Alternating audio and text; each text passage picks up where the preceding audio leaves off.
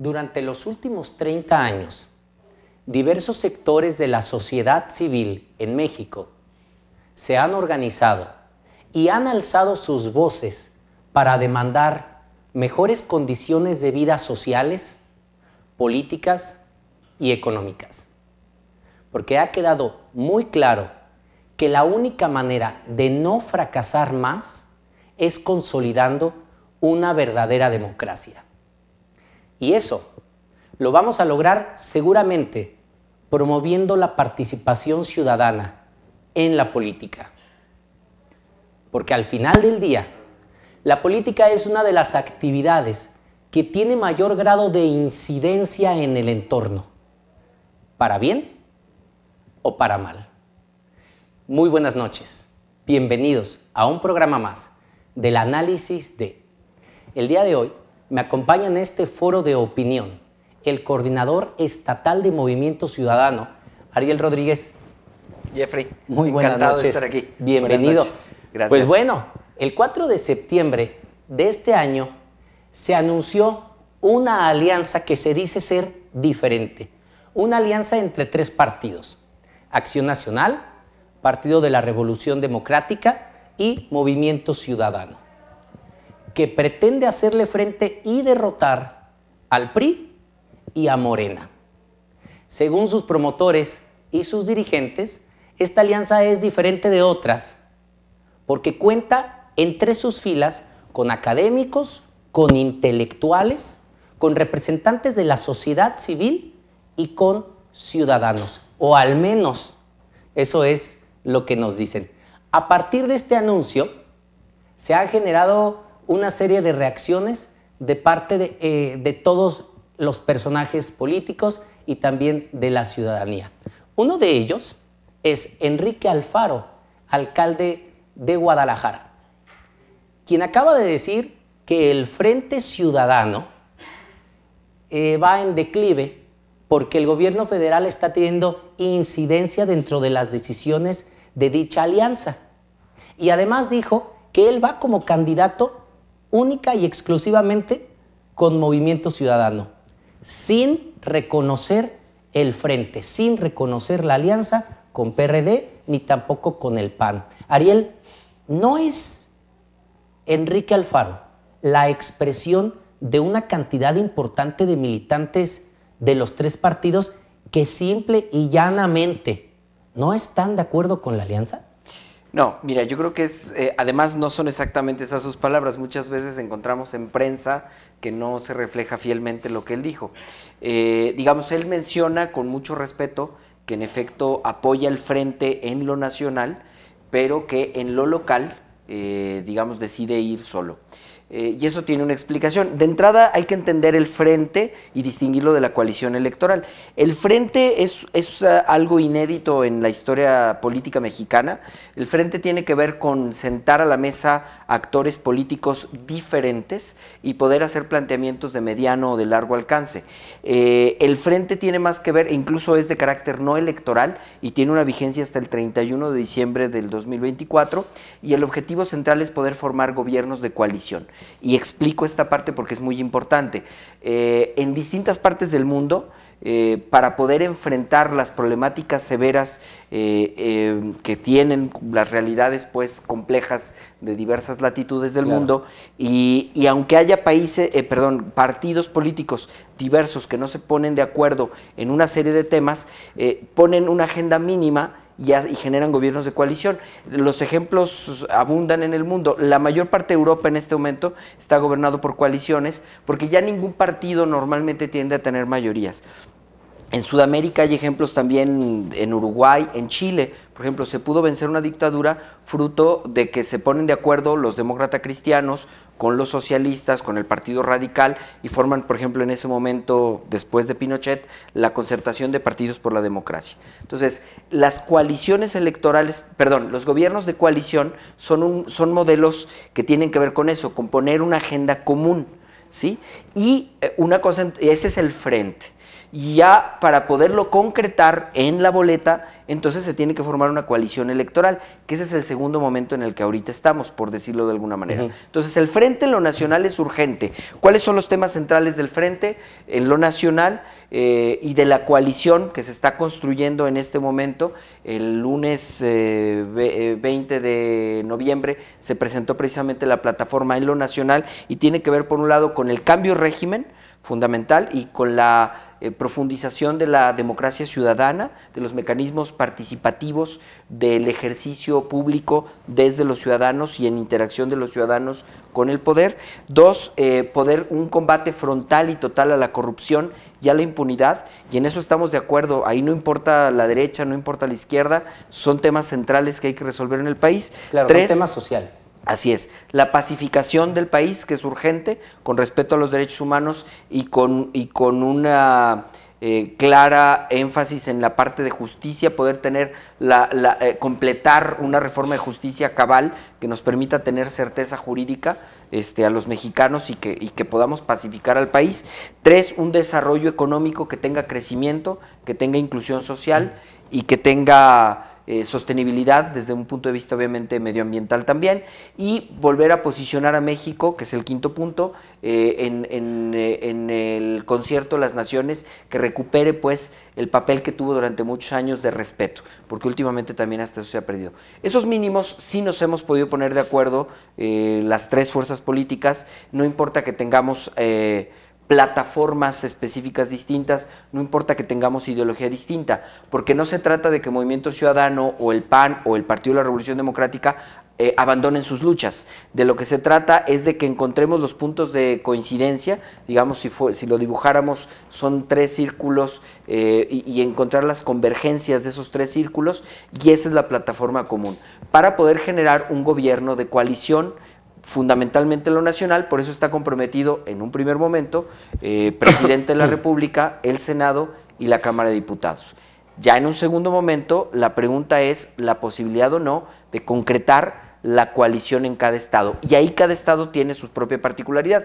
Por eso Enrique Alfaro acaba de decir: en Jalisco, dadas las características de la población, de particulares de la población, de la ideología de la población, de los logros, de la opinión, la percepción que los ciudadanos tienen de cada una de las tres fuerzas políticas, bueno, ellos deciden ir solos. Y es algo que no tiene que ver más que con la definición de Jalisco, no es un cuestionamiento al Frente Nacional que respalda al mismo momento. Pero esto pudiera replicarse en otros estados, dado la lógica que me acabas de comentar, que es cierta. Cada una de las regiones tenemos particularidades muy distintas y no necesariamente debemos coincidir en caso de que alguien milite con uno de los partidos, con otro de los partidos, porque tiempo atrás, si hace un año hubiéramos tenido esta plática, seguramente hubiéramos descalificado alguno de las propuestas de otros partidos, porque es una práctica común en México entre partidos, la descalificación, la ridiculización y la señalización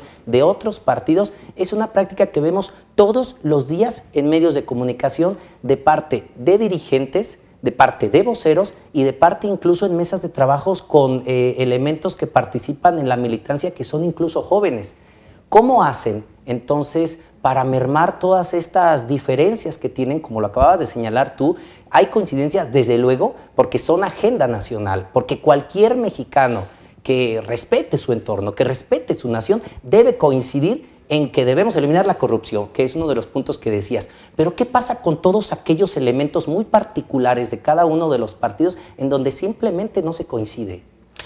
A ver, eso es muy elemental, digamos, es el punto básico de la construcción de una agenda común, es decir, en qué estamos de acuerdo, y los temas en los que no estamos de acuerdo seguirán siendo banderas individuales que continuarán su propio camino de lucha. Repito, no se trata de que Movimiento Ciudadano abandone su propia agenda, sus propios puntos sobre la mesa, o Acción Nacional, y habrá elementos donde no nos pongamos de acuerdo. Por ejemplo, Acción Nacional siempre ha tenido una visión más conservadora de algunos temas. Desde luego. Por ejemplo, la familia tradicional, y Movimiento Ciudadano ha respaldado una perspectiva perspectiva más de defensa de los derechos humanos, de ampliación de los derechos, en la lógica de los movimientos sociales de Europa y de distintas partes del mundo, y no se trata de que ninguna de las dos fuerzas políticas abandone su lucha, pero no son los elementales. Vuelvo al punto, por ejemplo, la corrupción, ¿es un asunto de derecha o es un asunto de izquierda? Es un asunto común. Es un asunto común y es un asunto urgente. Por eso es que nos hemos puesto en lo nacional,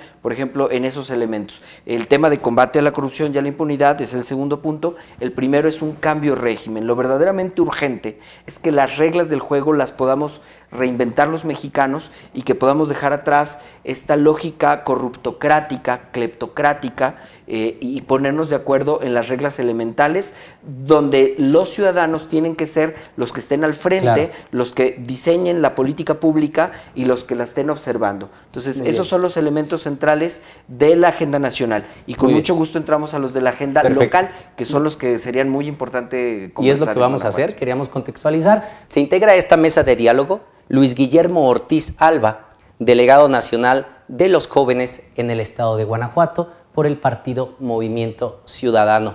Luis Guillermo, muchísimas gracias por integrarte, gracias por estar aquí. Gracias a ti, Jeffy, gracias por el espacio. Bueno, pues López Obrador por Morena, o Morena por López Obrador. Antonio Meade por el PRI, quien por cierto, después de destaparse, unas horas solamente más tarde, ya estaba requiriendo el apoyo de algunas organizaciones nacionales priistas, es decir, ya está en campaña. ¿Qué pasa con el candidato de este Frente Ciudadano por México? ¿No se están tardando? Es que, a ver, justamente el gran problema es que normalmente se están peleando por la candidatura. Sí. Y lo fundamental es ponernos de acuerdo en los temas de transformación. Si no estamos de acuerdo en que primero es entender que hay que cambiar el régimen y las reglas de ese cambio, que en este caso es ampliar mecanismos de democracia participativa, ¿no? Referéndum, revocación de mandato, consultas ciudadanas, etcétera. Si nos ponemos de acuerdo en la agenda, el candidato ya es un tema menor. Claro, en este momento en lo nacional se está justo en el momento de la construcción del método. Para Margarita no fue tema menor.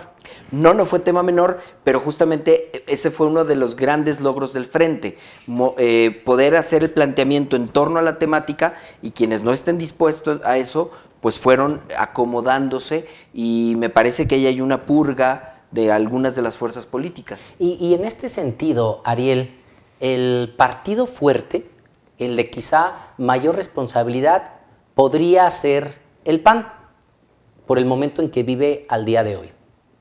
Ustedes anticiparon que este partido fuerte llegara debilitado a las elecciones, porque no solamente es Margarita, es lo que representa, es lo que significa históricamente para el país. Además, 5 días después de que ella renuncia, 5 senadores se pronuncian a favor del proyecto independiente de Margarita y, en consecuencia, en contra del propio presidente de Acción Nacional, que no es cosa menor.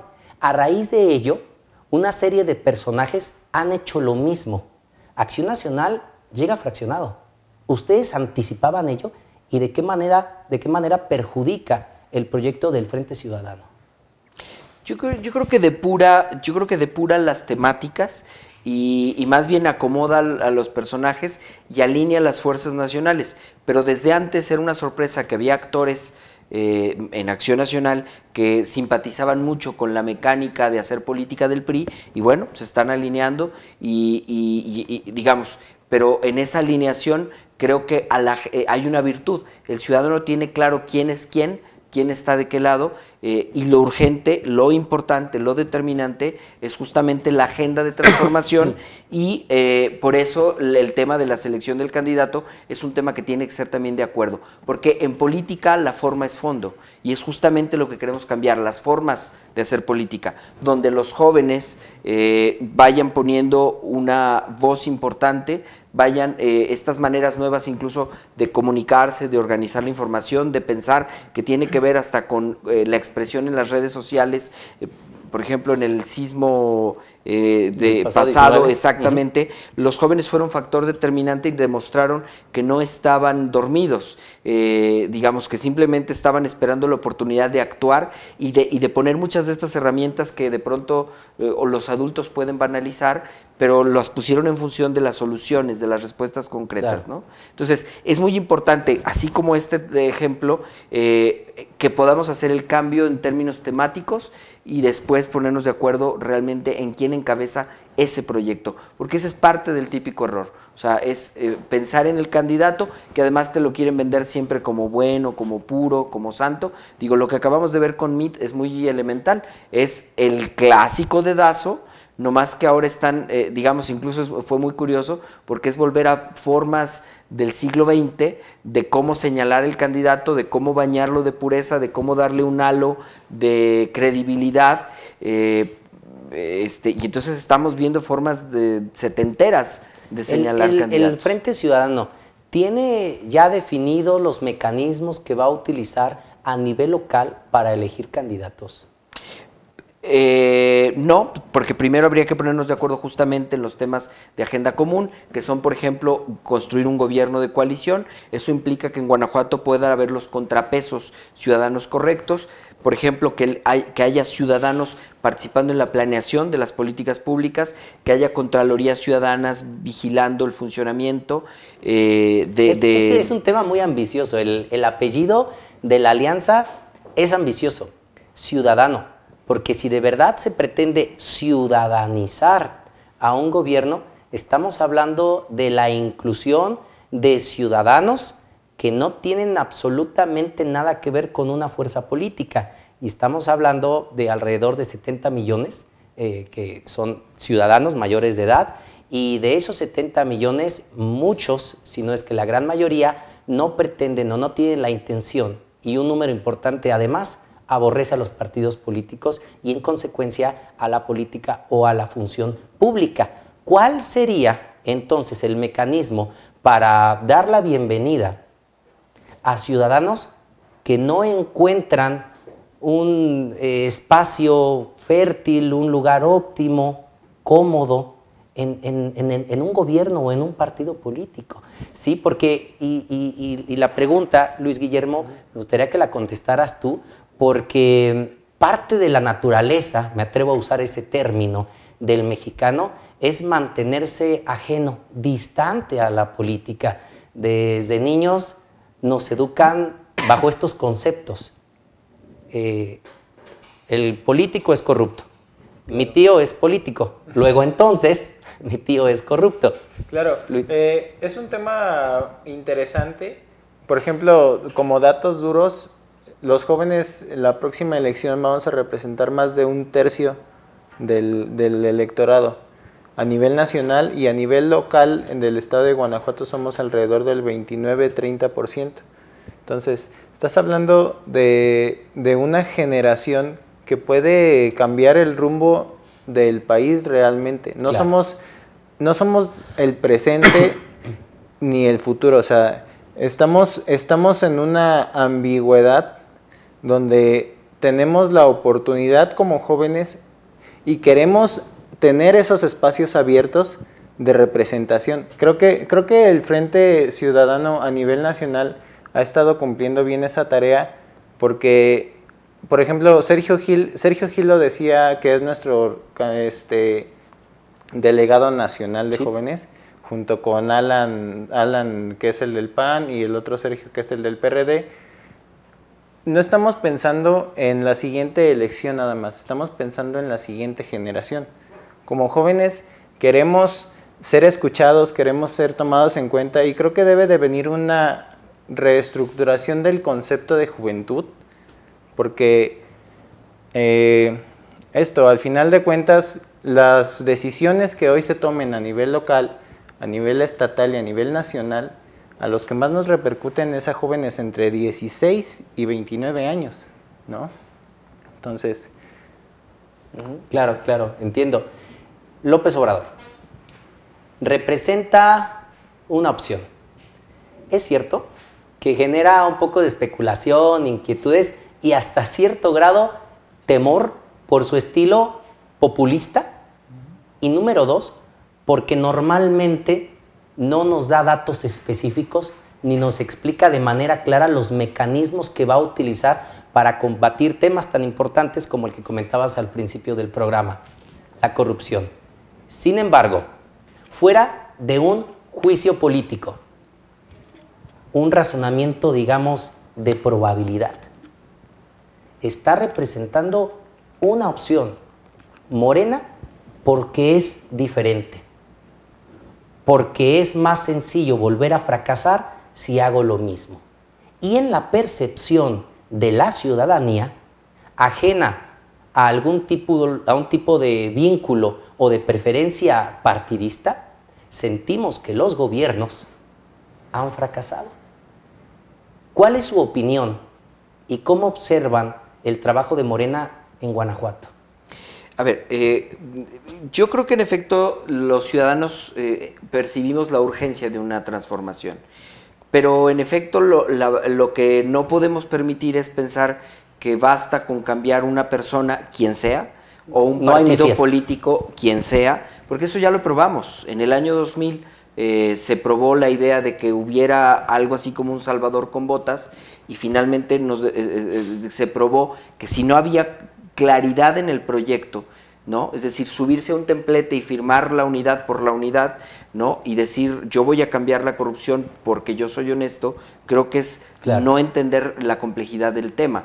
Por eso nosotros nos estamos poniendo de acuerdo en los mecanismos concretos para poderlo llevar a cabo. En el caso, por ejemplo, de Guanajuato, y es algo que viene en la agenda nacional también, el tema de poder incluir un jefe de gabinete que sea colocado por una fuerza que no sea la misma que puso al gobernador. Es decir, en este caso, por ejemplo, en Guanajuato, podríamos tener un gobernador de cualquiera de las fuerzas emanadas de la coalición Ciudadanos al Frente, pero tendría que ser otra de las fuerzas de la coalición las que pongan al jefe de gabinete. ¿Para qué? Para garantizar justamente que el gabinete completo no responda a una lógica política estéril, sino primero a una lógica administrativa y de eficacia de lograr los resultados de los programas, de los proyectos, lo que los ciudadanos fueron planeando en conjunto con esa autoridad, y el jefe, digamos, político, el gobernador, pues se dedica a la parte política, pero entonces haciendo esa separación.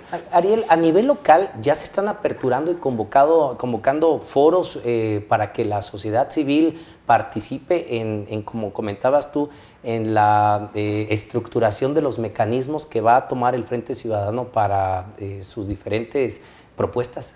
Mira, nosotros, por ejemplo, nosotros tuvimos un ejercicio que se llamó Diálogos Ciudadanos, donde ahí se consultaron 5 temas con expertos de ciudadanía, así es, y se habló de temas, se habló de gobiernos eficaces, de transparencia, de jóvenes, de mujeres, y gobiernos eficientes. Y de, así es.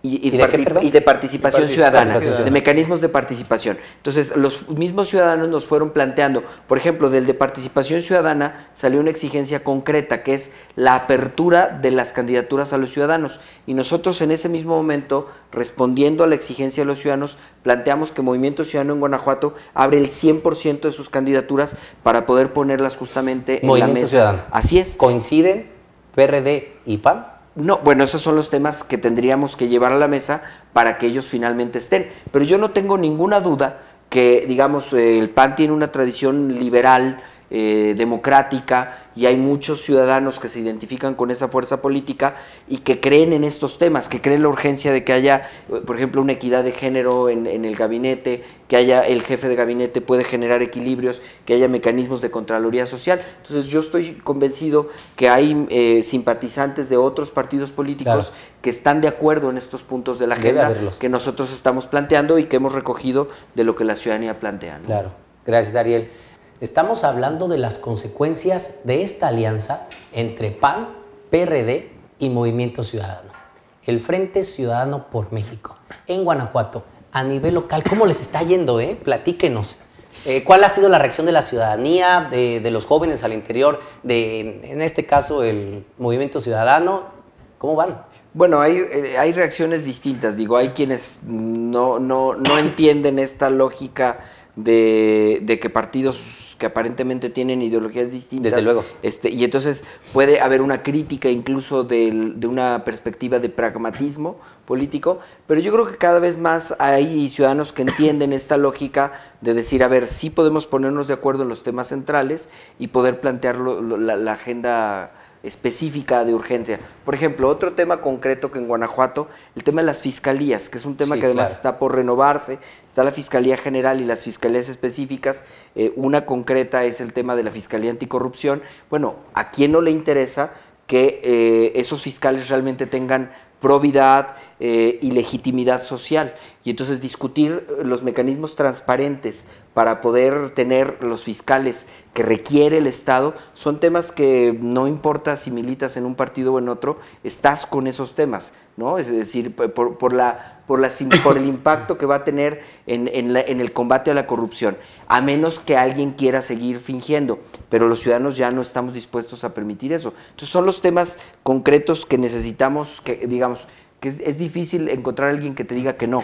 El tema de equidad de género, por ejemplo, tener un gabinete donde el 50% de las directoras sean mujeres, o de las secretarias sean mujeres, para poder tener una inclusión de género también en la parte ejecutiva, no solo como va a ocurrir seguramente o está ocurriendo en el legislativo, y que ahora la ley electoral implica la paridad vertical y horizontal. Es decir, bueno, son temas que tenemos que ir avanzando y que en general hay consensos. Digamos, por eso no es tan complicado realmente el que estos temas se puedan ir poniendo sobre la mesa, ¿no? Claro, Ariel, a estas mesas de diálogo de las que platicábamos en el segmento anterior, ¿puede asistir el ciudadano de a pie? Porque me queda claro que es fundamental la presencia de diferentes liderazgos sociales, como pueden ser empresarios, dirigentes de distintas asociaciones civiles que buscan mejorar la calidad de vida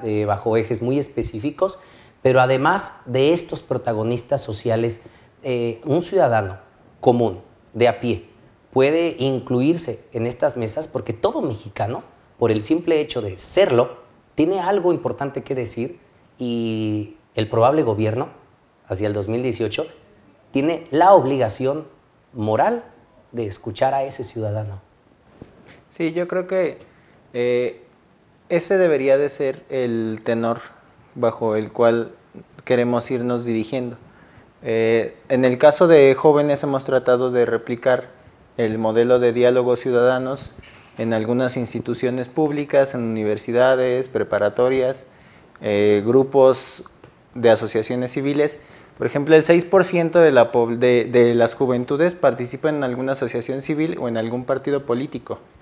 Solamente el 6%. O sea, es un grupo verdaderamente muy reducido. Pero te encuentras con la realidad de que el joven está ansioso de ser escuchado. O sea, queremos ser tomados en cuenta de una manera más abierta. Queremos... Los jóvenes en estos foros nos han externado el sentir de querer ser empoderados de una manera real en cada una de estas dinámicas, ¿no? Claro, es que no se trata, digo, los jóvenes, las mujeres, los ciudadanos, no se trata de que estén atrás de la raya que estoy trabajando, joven, sino justamente eso es lo que hay que romper. Por eso el planteamiento de los mecanismos participativos del diseño de las políticas públicas y de las contralorías sociales, para que sean los ciudadanos los que estén vigilando las manos de los tomadores de decisiones y que estén en la mesa de la toma de decisiones, para que la transparencia sea una realidad y no solamente un mero apartado en la ley, digamos, ¿no? Claro. ¿Qué pasa con la inclusión hacia las tomas de decisiones en el probable gobierno de esta alianza de diferentes cuadros ciudadanos? Es decir, sabemos que en las presidencias, que las administraciones públicas ya se cuentan con espacios que pretenden ser fértiles para la elaboración de propuesta, para la crítica, para el enriquecimiento desde el punto de vista ciudadano. Son cuadros que son consejos y los ciudadanos fungen como consejeros. Pero al final del día, quienes hemos tenido la oportunidad de participar en estos espacios, nos encontramos como que es solamente un espacio informativo, donde nos dicen qué es lo que ha pasado y lo que va a pasar. Pero nuestra opinión no pasa ni a segundo plano, se queda ahí para cumplir las formas. ¿Tienen ustedes la intención, porque en cuanto a la utilidad política que les generará este tipo de propuestas, me queda claro que es de alto valor, ¿no? Un frente ciudadano que de verdad pretende ciudadanizar al gobierno, suena fantástico y pocos podríamos estar en desacuerdo, pero a la hora de gobernar, ¿no se irá a quedar esto en demagogia y en propuestas, como hemos visto durante muchas décadas, si no es que pudiera yo extender la frase a la vida del México independiente? Mira, tienes mucha razón en que hasta ahora muchos mecanismos de participación ciudadana, y lo pongo entre comillas, que están conferidos en la ley, terminan siendo una simulación, demagogia. Claro. Es decir, consejos consultivos que terminan siendo un poco empresarios o amigos del político en turno, y entonces pues fírmame el acta o participas y se te informa un poquito, pero no se te permite tomar decisiones ni observar mucho más allá. Entonces, esto es parte de lo que en este momento tenemos que comprometer, pero de manera seria, de manera coherente. Y si no se cumpliera, vamos a ser los primeros que podríamos estar señalando que eso no se está cumpliendo. Punto número 1. Y el punto número 2 es, por eso nosotros estamos comprometidos a abrir al 100% las candidaturas a las diputaciones federales, locales. Digamos, en lo federal se está haciendo un trabajo serio para ciudadanizar los espacios públicos, y Movimiento Ciudadano Guanajuato... Y perdón, ¿a las alcaldías también se está abriendo los espacios? Es decir, Movimiento Ciudadano Guanajuato, lo que tiene que ver con las alcaldías, con las diputaciones locales y con el espacio para gobernador, es abrir en dos modalidades, tanto en la autopostulación, es decir, que alguien diga, a mí me interesa, como en que alguien pueda decir, yo conozco a alguien que tiene las características, es un académico, es alguien de una organización de la sociedad civil, es un empresario, etcétera, que cumple con el perfil, y entonces yo propongo que esa persona pueda hacer. Entonces, ahora, digamos, esos dos elementos, la ciudadanización de las candidaturas, que Movimiento Ciudadano está abriendo al 100%, y la ciudadanización en la toma de decisiones y en la supervisión, en las contralorías ciudadanas, son los mecanismos que tienen que quedar claramente, digamos, ceñidos, descritos, acordados, para entonces pasar al método de selección de un candidato que represente esta agenda, ¿no? Que represente todos estos compromisos, porque de otra manera volvemos al mismo tema de primero queremos escoger al sujeto y entramos casi como con fe, pues ay virgencita, ojalá que este sí nos vaya a salir bueno, y ese es el grave error. O sea, debemos de dejar de tener tanta fe a la hora de estar frente a la boleta electoral, y debemos de politizar a los ciudadanos para la toma de decisiones y para la construcción de consensos. Y es regresar la pelota a la cancha de los ciudadanos, ¿no? Que ellos actúen de una manera coherente también en el espectro de decir, estoy cansado de los políticos de siempre, estoy cansado de que sean las mismas familias, los mismos rostros y se estén replicando nada más. Pero ahora es momento también de que la ciudadanía sea coherente en su toma de decisiones y levante la mano de una manera real. Desde luego, ¿no? Nos compete a ambas partes. Exactamente. El tema efectivo de la separación de poderes, Ariel, platícanos un poquito. Así es, mira, justamente otro de los temas fundamentales es cómo hacemos para que realmente haya una separación real.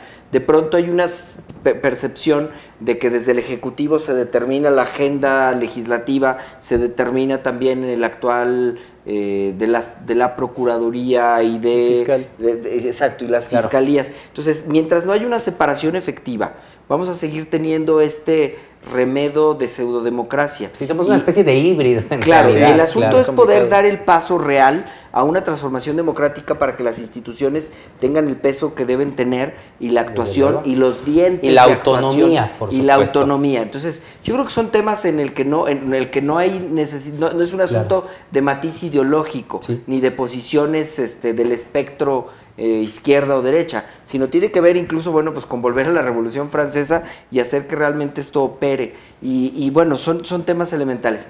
Antes del corte me preguntabas, y porque parece que ahí alguien lo decía, la pertinencia o no de dónde vengo. Claro. ¿Qué he hecho yo antes de estar en Movimiento Ciudadano? ¿Por qué estoy yo aquí? Bueno, yo llegué a la política eso, como un ciudadano profundamente preocupado por los temas públicos y sabiendo pues que la lógica de los políticos tradicionales normalmente no ha dado las soluciones, ¿no?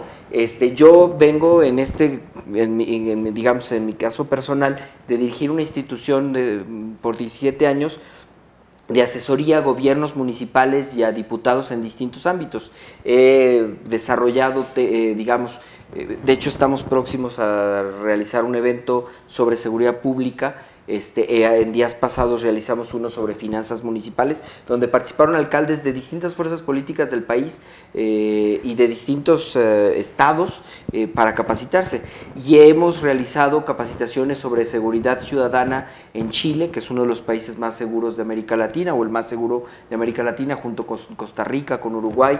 Hemos desarrollado temas, por ejemplo, de planeación urbana en Ámsterdam, toda esta lógica de la planeación urbana en torno a la movilidad humana, de bicicletas, etcétera, Es ¿no? Un tema de una alta relevancia, sobre todo en municipios que cuando se hicieron urbanos, y esto ocurre de la época novohispana, el propósito era que transitaran por ahí recuas. Así es. Y no camiones de ciertas marcas de refresco enormes o autobuses de pasajeros que son muy grandes y que no pueden doblar una esquina, ¿no? Ese es un asunto muy importante que molesta y harta al ciudadano todos los días, porque no le permite llegar con su familia o a su trabajo, a sus compromisos sociales a tiempo. Es un tema importantísimo. Sí, la movilidad sustentable es uno de los grandes temas que nosotros también traemos en la agenda, pero digamos, es un tema relativamente secundario con respecto a lo que, hemos dicho. Entonces, claro que tendrían que estar en la agenda, claro. Porque bien dices, eso tiene que ver hasta con el replanteamiento del modelo de desarrollo. O sea, de pronto nosotros nos trepamos al modelo de desarrollo con una visión más gringa de fabricación de coches, pero que eso tal vez responde a intereses norteamericanos, donde se basa el desarrollo en el petróleo y en la fabricación de vehículos. Pero en Europa, si tú, digamos, te informas, leemos, podemos ver hasta en las películas, hay otra lógica de desarrollo más comunitaria, sí, más de apuesta al rescate de los espacios públicos, al transporte colectivo, y no tanto a la multiplicación de los vehículos, a que cada familia tenga su propio vehículo. De un corte a pertenecer a una colectividad, una sola colectividad humana, ¿no? Así una es, gran familia. ¿Sí? Una lógica de mucha mayor planeación colectiva en lo urbano, ¿no? Claro, entonces, bueno, es revisar nuestros modelos de desarrollo. Y justamente, así como es mi caso, digamos, en Guanajuato hay muchísimas mujeres y muchísimos hombres que tienen distintos temas que pueden ir aportando para la solución de los problemas, pero que hasta ahora no han sido escuchados, y ese es parte del problema. Es decir, como si el ser tocado por un partido político tradicional te diera mágicamente las soluciones, y vemos que no es así. No ha sido así hasta ahora. No, y los resultados están a la vista. Guanajuato es hoy de los estados con mayor índice de asesinatos, los temas de la concentración del ingreso. Guanajuato no ha marcado una ruta distinta, por el contrario, seguimos batallando con una alta concentración del ingreso. Y además ahora somos una región, el Bajío, de mano de obra muy barata. Muy barata. Ahora quisiera verlo del otro lado y quisiera dirigir el planteamiento. Por favor, Luis, ¿qué pasa con el ya me toca? Es decir, hablamos aquí de la apertura a las alcaldías, a las diputaciones, para que los ciudadanos sean quienes se integren y quienes, como platicábamos antes del corte, tomen la responsabilidad de no solamente criticar, sino de actuar, que me queda claro que es una lógica muy válida. Pero ¿qué pasa con Luis, que tiene cierto número de años militando, haciendo un esfuerzo muy importante, mesas de diálogo, quizá algunas campañas, algunos proyectos sociales, que tiene un historial ya importante y que le justificaría quizá ocupar un cargo público, no por una ambición individual o personal, sino porque ya ha elaborado un trayecto importante de experiencia y conocimiento? ¿No se contrapone al modelo natural de la militancia en un partido el hecho de darle la oportunidad a un ajeno al partido, así porque sí, bajo la lógica que ya dijimos, pero es así porque sí? ¿No te sentirías tú hecho un lado? ¿No sentirías tú que tienes tú más autoridad Yo de creo, haber que, pertenecido al yo, partido? yo creo que es un tema que en cada uno de los aspectos se debe de tratar de manera particular, pero estoy en la convicción de que los partidos deben de dar un paso atrás para poder los ciudadanos dar un paso al frente. No creo en la política como la hemos estado concibiendo, donde si no soy yo es mi compadre, si no Claro. es mi compadre es Es que así ha sido. Sí, así ha sido, y creo que la dinámica no debe de ir en ese tenor. Creo que, te repito, la dinámica debe de ir en que los partidos políticos somos un instrumento para el empoderamiento social. Entonces, los partidos políticos deberíamos de dar un paso atrás para que la ciudadanía sea realmente la que se empodere.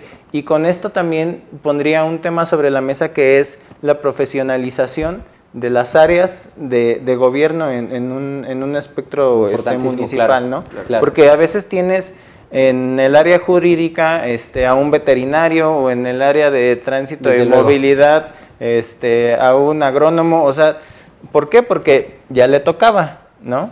O sea, no hay Claro. una profesionalización, no hay un Claro. planteamiento adecuado, y creo que primero deben de venir los proyectos antes de hablar de personajes y de individuos. Primero debe de hacerse un enfoque colectivo, y debe de ser algo parecido a ir al doctor, ¿no? De decir, a ver, el municipio necesita esto, Ujú. carece de esto, el perfil adecuado es este. Claro. Entonces, ¿ustedes estarían de acuerdo en que un ciudadano que cumple el perfil les plantee desde el inicio: yo me subo al carro de Movimiento Ciudadano y me bajo el día de la toma de protesta? Naturalmente, porque además ese es parte del error Giovanni Sartori, que es un politólogo italiano que estudió los modelos de partidos políticos en el mundo, tal cual a México le creó una categoría especial porque se dio cuenta que nuestro modelo político tenía características únicas y lo definió como el partido de Estado, es decir, el gobierno haciendo funciones de partido, o sea, el desarrollo social repartiendo cosas y generando actividades porque ya está trabajando en la próxima elección. Sí. Entonces, ¿eres Estado o eres partido político? Claro, Y eso tiene que acabar. claro. Por eso la importancia de la profesionalización. O sea, tenemos que acabar con este fingimiento de democracia para que el dinero de obra pública sirva para construir Sí, que la infraestructura que necesitamos. La obra pública No- es el mayor generador de corrupción. Claro, no para pagar los favores políticos de la elección pasada. Que el dinero de desarrollo social sirva Claro. para sacar a los guanajuatenses más pobres de la situación en la que se encuentran y no para preparar la siguiente campaña. Que el dinero del área jurídica no sirva para ver cómo le ayudamos al compa. Ese es el tema. Claro. Necesitamos que el dinero y los funcionarios públicos estén para dar respuesta concreta a las necesidades y no para planear la siguiente elección. Desde Entonces, luego. eso es lo que hay que cortar de tajo. Creo que la mayoría de los mexicanos tenemos claro eso. Ese es el punto central y yo creo que lo vamos a lograr, pero sí tenemos que ir así como que dándole el codazo a los Claro. políticos viejos para decir, ya se acabó, esa lógica ya no da para más. Ariel, Luis, yo espero de verdad que todo lo que me han dicho aquí en este espacio y le han dicho a nuestro queridísimo auditorio se materialice si es que ustedes tienen la oportunidad de gobernar y se lleve a cabo de manera seria y real. Si su causa es honrada, yo estoy seguro que van a tener éxito. Ariel, muchas gracias por estar Al aquí. contrario, gracias a ti. Luis, Gracias. amigos, Gracias. hemos llegado al final. Recuerda que la mejor versión de México eres tú. Nos vemos el próximo martes a las 8 de la noche en el análisis de